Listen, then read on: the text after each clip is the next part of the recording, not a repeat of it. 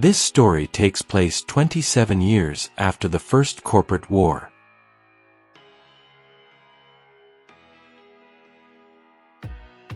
The Nest by Sean Carrière.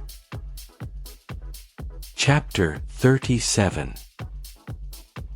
Back inside the bank, inside the vault to be more specific, Danny Blue was struggling to pick himself up off the floor. The terrorist leader had been awake for over 20 minutes, and he stubbornly refused to lose consciousness again. Danny's head was spinning and his limbs felt sluggish and heavy as the sedative he'd been injected with earlier was still swimming through his bloodstream. It took Danny Blue several tries to get up onto his hands and knees, but he finally made it. Now, the terrorist just had to crawl to the nearest wall and use it to steady himself as he stood back up straight. It was near total darkness inside the vault, and Danny had to operate entirely by feel. He crawled forward until he felt the top of his suit's helmet bump into something. He reached a hand forward and grabbed the edge of a metal shelf before using it like a ladder to pull himself up to his feet.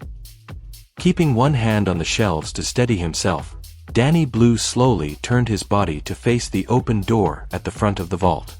He could see a faint light coming from outside, and he could hear several muffled yet excited voices. The young terrorist held onto the shelves as he carefully shuffled like an old man toward the front of the vault. When he did reach the open thick steel door, he was able to steady himself against the forward wall with both hands before sidestepping to the opening and finally peeking out. It took his eyes a few seconds to focus, but he could see that most of the light was coming from an electric lantern placed in the middle of a circle of chairs in the center of the large room. Looking around, Danny Blue could see the Lady Bounty Hunter was at the foot of the metal wraparound stairwell at the opposite end of the bank from the vault. She was pointing her sawed-off double-barrel shotgun up the stairs. He then noticed the smartass bounty hunter near the front of the bank, over by the front oak doors.